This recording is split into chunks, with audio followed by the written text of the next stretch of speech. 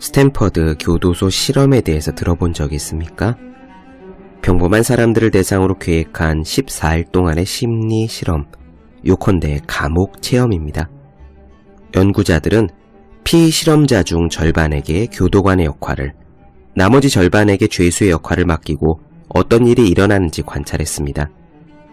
실험은 2주 동안 진행될 예정이었어요. 공개 모집 광고를 통해 모인 지극히 평범한 사람들은 금세 자기 역할에 몰입했습니다. 교도관 역할을 담당한 사람들은 실제 교도관처럼 권위와 폭력으로 죄수 역할의 사람들을 대하기 시작했습니다. 분위기가 심각해졌어요.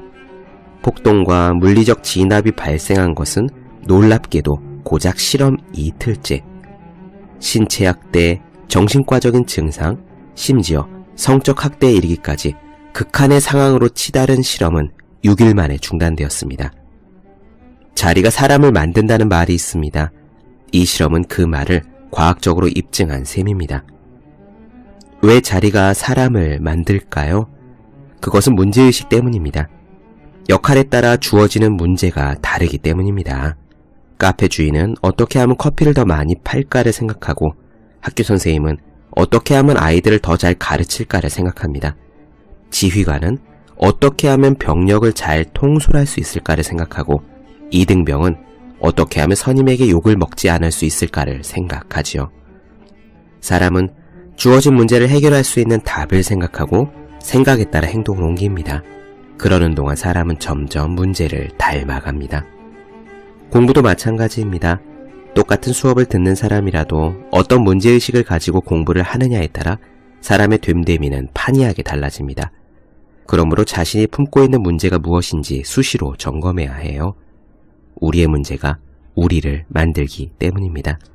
365공 비타민, 사람은 문제를 닮아간다의 한 대목으로 시작합니다.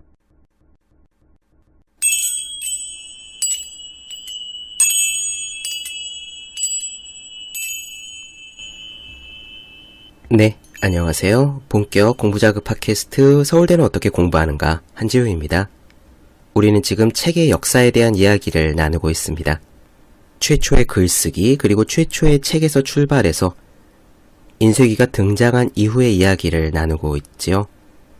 오늘은 전 유럽을 강타한 당대 최고의 베스트셀러 돈키호테에 대한 이야기를 나눠보겠습니다.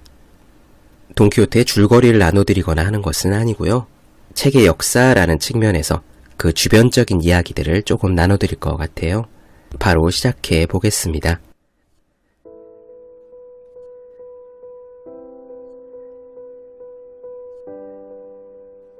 우리가 흔히 돈키호테라고 알고 있는 소설의 원제는요, 재기발랄한 시골 기사 돈키호테 라 만차입니다.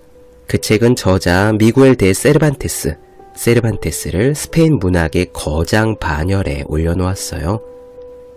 그와 동급의 문학가라고 할 수 있는 사람은 영국의 세이스피어, 프랑스의 몰리에르 이런 분들인데, 세르반테스는 그의 조국 스페인을 대표하는 문호가 되었죠. 세르반테스 자신과 그가 창조한 돈키호테라는 다소 우스꽝스런 주인공은요, 귀족과 평민 독자 모든 백성들에게서 뜨거운 반응을 얻었습니다. 세르반테스는 원래 평범한 의사 집안에서 태어났답니다. 평생 방랑하며 살았고요. 그래서 그런 세르반테스의 삶은 그가 창조한 허구의 주인공 돈키호테의 삶을 연상케 해요. 어떤 사람과 결투를 했다가 거기서 져서 스페인을 떠나게 된 세르반테스는 로마로 간 다음에 거기에 있던 추기경의 비서 역할을 합니다. 그러다가 1570년에 해군에 입대하고요. 터키와의 레판토 해전에 참가했습니다. 해전에 참가했다가 북아프리카의 해적에게 포로로 잡혀서 몸값을 지불하고 나서야 풀려날 수 있기도 하고요. 정말 파란만장한 삶을 살았죠. 그리고 나서 세르반테스는 마드리드에 정착했습니다. 1605년에 돈키호테가 출판되면서 세르반테스는 유명세를 얻었습니다. 그리고 이 책이 베스트셀러가 되자 얼마 지나지 않아 바로 표절판이 나돌기 시작했어요. 1614년에는요, 아베야네다라는 필명으로 가짜 돈키호테 후편이 나왔는데, 이 아베아네다가 누군지 신비에 쌓인 저자에 대해서는 지금까지도 만족스럽게 해명된 적이 없다고 합니다. 재미있는 것은요, 이 아베아네다라는 사람이 지은 가짜 후속편이 실제 세르반테스가 지은 돈키호테 2편에 등장한다는 사실이에요.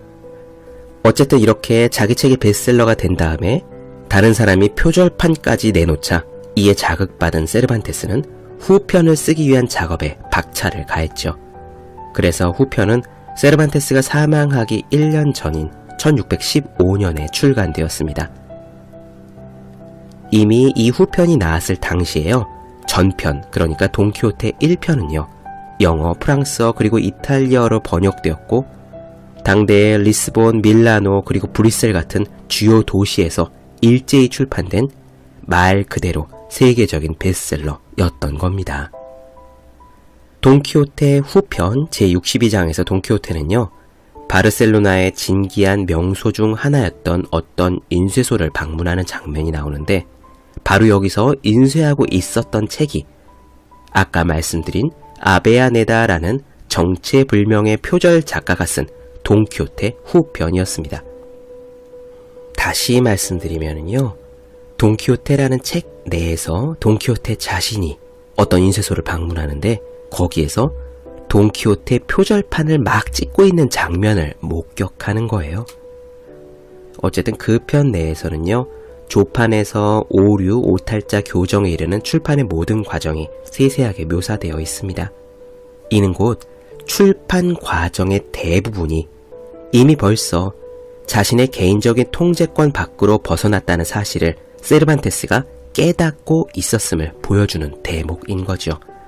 지난 시간에도 말씀드렸지만 당시 작가들은 저작권이라는 것이 없었기 때문에 무수한 해적판이라든가 표절판이라든가 혹은 자신이 내놓은 원문을 왜곡해서 마구나구 찍어내는 그런 인쇄업자들의 소행에 전혀 대응할 수가 없었다고 말씀드렸잖아요.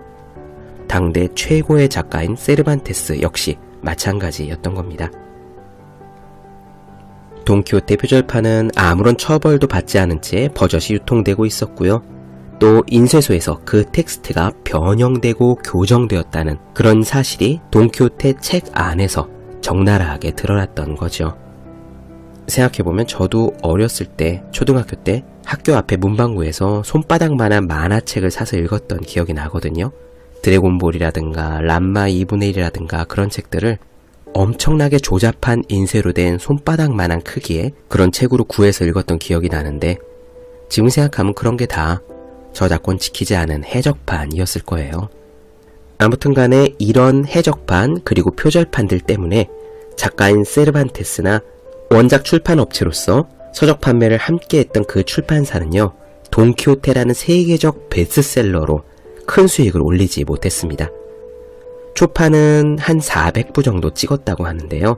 그 초판 400부의 대부분이 더 커다란 수익을 기대하면서 아메리카 대륙으로 보내졌거든요. 그런데 이 책을 싣고 가던 선박이 카리브해에서 난파되면서요. 대부분의 인쇄본이 바닷속에 수장되었습니다. 겨우 그 중에서 몇십 권 정도가 페루에 무사히 도착했다고 해요. 이렇게 정식으로 찍어낸 초판본은 바닷속에 묻혀버렸고 그 밖에 번역본, 축약본, 불법 복제본 이런 것들은 세르반테스에게 그 어떤 이익도 가져다주지 못했죠. 돈키호테의 완역본을 보면요. 굉장히 재치 있습니다. 사실 돈키호테라는 이름은 누구나 다 알고 계시지만 이 책 완역본은 제법 두꺼운 편이거든요. 우리나라에서 나온 책으로 한 700페이지 정도 됩니다. 돈키호테 1편이요.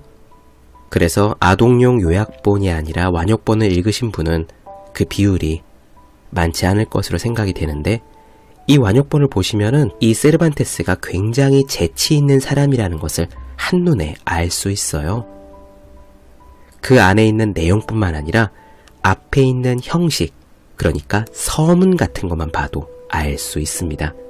완역본 앞에 붙어 있는 서문과 형식적인 이야기 잠깐 나눠드리도록 하죠. 돈키호테의 첫 장을 피면 우선 가격표가 붙어 있습니다. 그런데 우리는 가격표가 맨 뒷장에 13,000원, 15,000원 이렇게 딱 붙어 있잖아요. 가격표를 읽어드릴게요. 나 후한 가요대의 안드라다는 우리 국왕 폐하 궁정의 공증인으로서 미겔 데 세르반테스 사아베드라가 지은 재치 있는 시골 귀족 돈키호테 라 만차라는 제목의 책이 각 페이지마다 3.5 라마베디의 가격으로 책정되었음을 증명하는 바이다. 이 책은 83페이지로 되어 있으므로 종이 장정으로 된 한 권의 가격이 290.5 라마베디이다. 이 가격에 책을 판매할 수 있음을 허가하며 이를 책 앞장에 표기할 것과 이 가격이 표기되지 않고서는 유통될 수 없음을 명한다. 라고 써 있습니다. 그리고 그 다음 페이지에는 국왕의 출판 허가장도 붙어 있어요. 당시에는 책을 한 권 출판할래도요, 국왕의 허가장이 있어야 됐던 거죠. 그 허가장이 어떤 식으로 되어 있었는지 일부를 읽어드려 볼게요. 국왕의 치커장. 그대 미겔 데 세르반테스가 재치 있는 시골 귀족 돈키호테 데 라만차라고 제목을 붙인 책이 완성되어 모든 사람들이 많은 수고를 덜고 매우 쓸모있는 유익한 책을 우리가 접하게 되었으니 그대가 요청한 대로 이 책을 인쇄할 수 있는 허가와 자격을 주고 자애로운 우리 위원회의 취지에 따른 출판 인쇄 규율을 성실히 준수한 것으로 보아 인쇄 기간 동안에 특허를 주도록 명한다.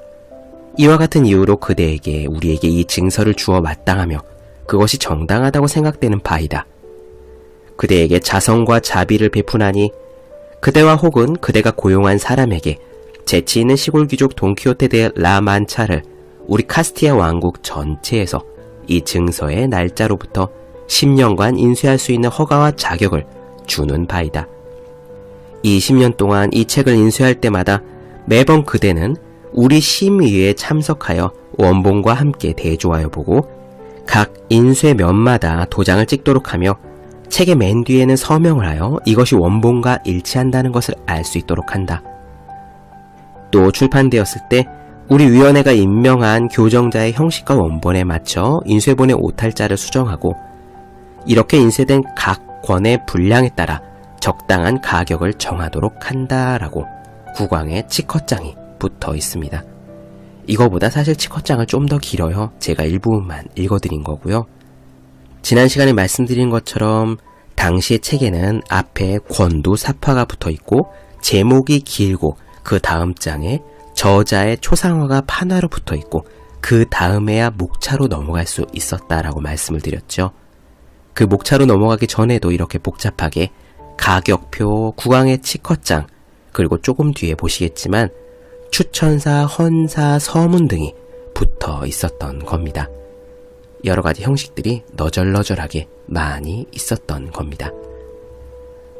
조금 쉬었다가요, 다음 편에서 돈키호테 서문에 붙어있는 이야기를 나눠드리도록 할게요. 사실 서문이라고 하면은 굉장히 공을 들여 쓰기 마련이잖아요. 저 같은 경우도 그랬거든요. 책은 이미 다 써놓고요. 서문은 마지막에 쓰는 겁니다.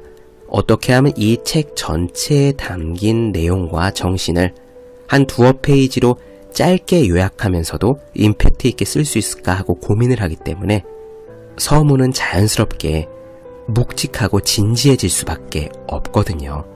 그런데 이 세르반테스가 지은 돈키호테의 서문을 들으신다면 깜짝 놀라실 겁니다. 괜히 세르반테스가 재치 있는 사람이 아니에요. 이 돈키호테 책 완역본의 서문에 대한 이야기 조금 있다가 나눠드리도록 하겠습니다. 잠시 쉬었다 갈게요.